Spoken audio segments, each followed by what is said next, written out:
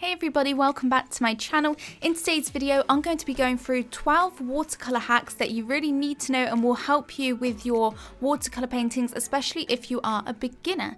So anyway guys, let's get straight into it with hack number 1. So the first hack is for creating really natural looking stars for night skies, galaxy sceneries and stuff like that. So it can be really hard to make them look natural if you're trying to do them individually, and if you want to get different sizes, it can be challenging.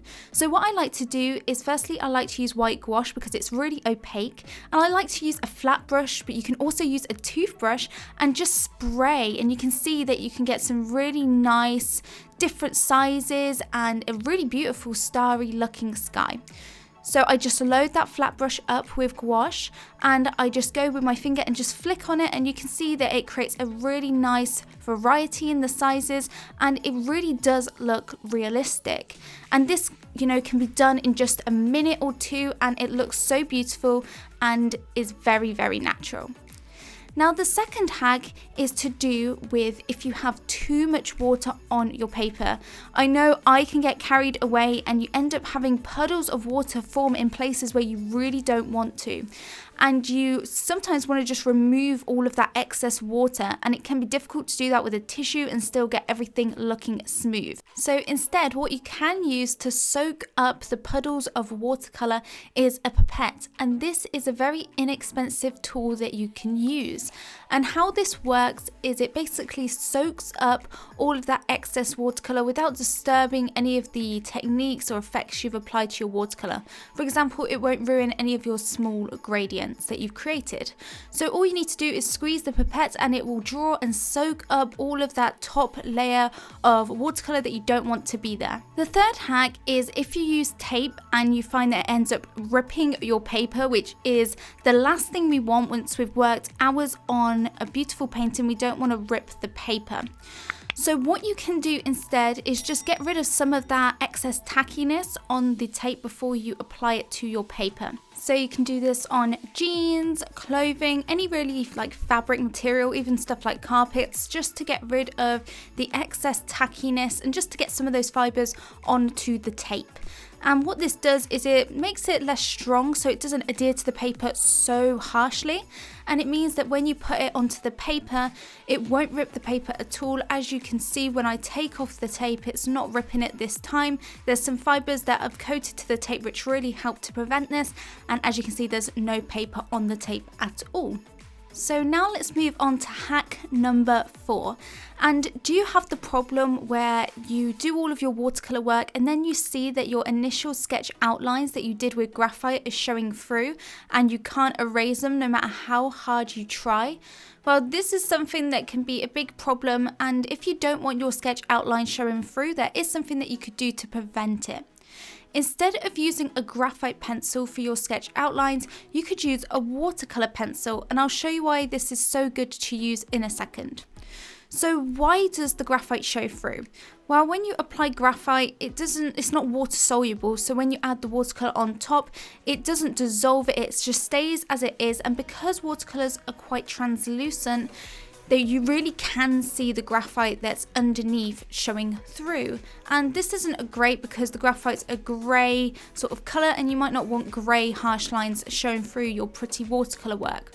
Whereas if you use a watercolour pencil that's a similar colour that you're going to be applying watercolour on top of, then it really does melt away all of the sketch outlines once you start to add watercolour. So you can see now that on the top I've done some graphite markings, and on the bottom I've used a pink watercolour pencil. And you can see that when I add pink watercolour on top, the graphite lines really do stay there, but the pink watercolour pencil that I added has just melted away and we can't see those sketch outlines at all. So using a water-soluble pencil instead of graphite is definitely a great trick for making your lines less visible. Now the next hack is something that's probably more well known, but it is such a great help and a life changer if you don't know this already. So if you have to go and change your water a lot more often than you'd like to, then try using 2 jars of water, because what this basically does is when you rinse off your brush in the first jar, that will get really dirty. And then if you give it a final swill off in the second one, this gets dirty a lot slower, which means that your brushes stay cleaner for longer and you don't have to make as many trips to the sink to change your water. As you can see, the second jar stays very clean, whereas the first one gets dirty. If you find it really hard to keep highlights very white with watercolor paintings, then this next hack may be very helpful for you. So what you can do is use a white colored pencil or a white sort of wax-based pencil to actually create a resist, so that when you go over the top with watercolors, the areas where you've added this waxy pigment, the watercolor can't get to, so they stay very white. So you can see here that I've just done a little message for you guys. So if you are enjoying this video so far, then make sure to subscribe. And what I basically did was added watercolor over the top, and you can use the eraser if it's not showing up completely to just remove that bit of watercolor that stained the top of the colored pencil. And as you can see, those white highlights really do pop out. But now let me show you this on like a proper scenario. So if I was painting a beach scene, for example, and there's a sea, you may want to do really bright highlights on the waves of the sea and glistening highlights in the sea. So I went in with my white colour pencil and I created some lines where the highlight on the sea would be for like the waves and the foamy bits of the sea. And now I'm going to just paint the rest of the scenery just like normal, a sunset, some nice blue for the sea and a little bit of beach in the corner. And then when everything has dried, I can go in with that eraser and just erase the watercolour that's gone on top of that coloured pencil. And this has just preserved those highlights, and it means that when you go over it with the eraser, those highlights pop back out and you get some really, really beautiful white highlights. I think this would probably work better with a wax-based pencil like a wax crayon, but rather than a white coloured pencil. As you can see, those highlights look very, very bright and beautiful. Now moving on to the next hack, if you hate waiting for ages and hours for your paintings to dry between layers, then a quick way that you can make it dry faster is by using a heat tool. For example, a hairdryer is what I use all of the time. And you can use this on a cold setting and a very sort of low speed because you don't want to blast your watercolors everywhere. And I'm holding it very close, but you could hold it further back if you want. And try and use the coolest setting because you don't want to burn your paper or anything. Especially if this is the first time you're using this, but it can dry it so much faster. Before we move on to the next hack, if you want to follow along with my watercolor paintings in real time, then I have got loads of real-time tutorials over on my Patreon, which you can access for just a small amount per month. I've got over 300 real-time tutorials over on there with voiceover for watercolors, colored pencil and charcoal and even more mediums. And it is a real-time full walkthrough of the whole painting with voiceover, materials lists, references, sketch outlines, all of that stuff. And you do get instant access when you sign up to all 300 of my previous tutorials, as well as new tutorials I upload every month. So I'll leave a link in the description if you want to check that out. But now our 8th hack is another one for preserving highlights. And this one is if you want to do a really nice background but you don't want to get paint on your main subject. One thing that you can do is you can mask off your main subject that you don't want to, get paint on with a masking pen or masking fluid. And this preserves it and creates like a latex covering on it so that you can paint the background freely without having to work in between your main little subject, and you don't have to worry about getting paint on it.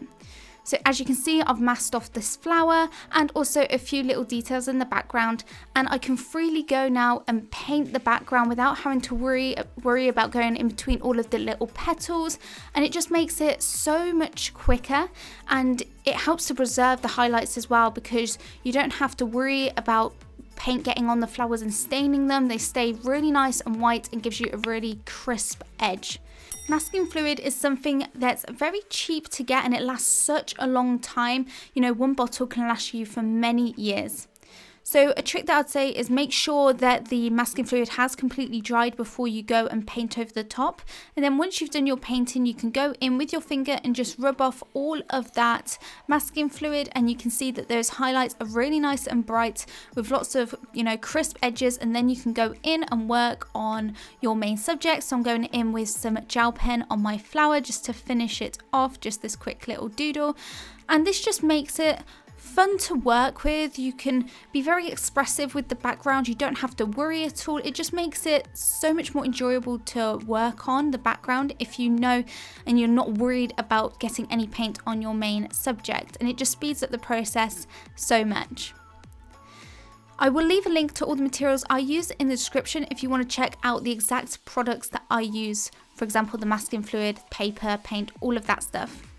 But now moving on to the next hack. Do you ever find that you've got some nice washes of watercolor, but your paintings look a little bit boring? You want to add some effects just to jazz it up and make it more interesting? Well, there is lots of around the house items that you can use for this that give really cool effects. So the two that I'm going to show you is firstly salt and then cling film. Salt is one of my favorite around the house products to use because it gives an effect that resembles snow and like starry, clustery effects. I'll show you what I mean. And basically, once you've done your wash of watercolor, just before it dries, you don't want it to be too wet, but you don't want it to be too dry either. Add a bit of table salt or any salt that you want, and you can see it creates this beautiful effect that really is good for winter scenery. Like I said, you can also use cling film, which is, again, something you probably have around the house. And if you just rip off a small amount of cling film, you can lay this over the top of, again, wet paint. You don't want it to be too wet, but not too dry. And if you just lay this down and you can mold it into a certain shape that you want, this creates another effect that's actually really nice for something like ice or a frozen lake. And once you've placed the cling film down, you can wait overnight for it to dry, and when you peel it off, you can see you get this really nice effect that will just make your watercolor paintings a little more interesting, especially if you're working on something that's a bit more expressive. Now, our next hack is if you are tired of having paper warp and buckle. So what you can do is you can make the back of the paper a little bit damp. That definitely helps with this, and then you can go and place heavy objects over the top of your painting. For example, for my sketchbook, I'm just adding some heavy candles over the top. And you'll see that normally you can see that wave, but once you add heavy objects, it really pushes that down. And especially if you dampen the back of the paper, if you leave it overnight, it helps to just dry it out, but dry it really flat, which means that you won't get any of that warping or buckling. And it's just a simple trick that definitely helps. Our next hack is if you want some really bright highlights, but you find that the white watercolor just isn't opaque enough, it's very translucent. White gouache is a key staple item for my watercolor paintings. I could not do it without gouache because gouache is so opaque, and even though it's not a watercolor, it works really, really well with watercolors. Sometimes you might do a painting where by accident you get rid of too many highlights and things turn out a bit too dark, and it can be hard to reverse that process. But what you can do is go over the top with gouache and save your painting.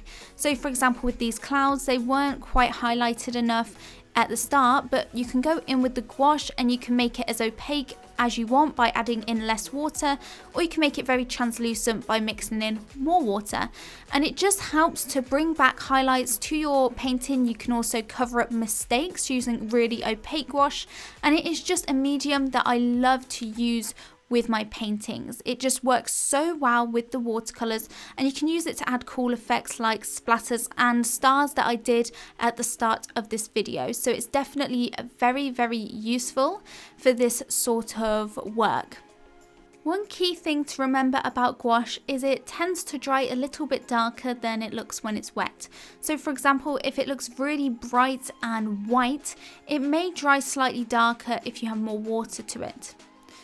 Also, watercolors work great with gouache, like mixed together. So you can add a little bit of gouache in with your watercolors to create really nice pastel colors, or even just to create a slightly thicker color.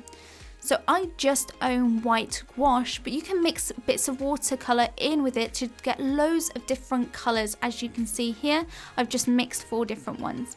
And the final hack that I want to talk about is you can use a clean, damp brush to actually lift up watercolor whilst the watercolor is still wet to reveal some really pretty highlights. So if you feel like you've lost the highlights, whilst it's still wet, make sure you're going in with a clean damp brush to lift up the highlights. Or if you want something a little more dramatic, you could use a tissue, but this normally gives you harsher edges, whereas using a clean damp brush normally gives you a softer look around the edges.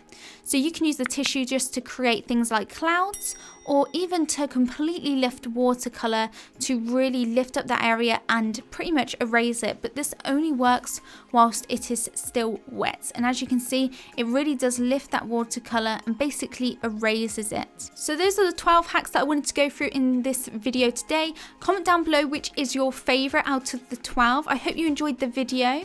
If you did, please give it a thumbs up and subscribe if you're new around here, and even tick that bell icon so you do get notified on my future videos. But that is it from me, and I'll see you guys in the next video. Bye everybody.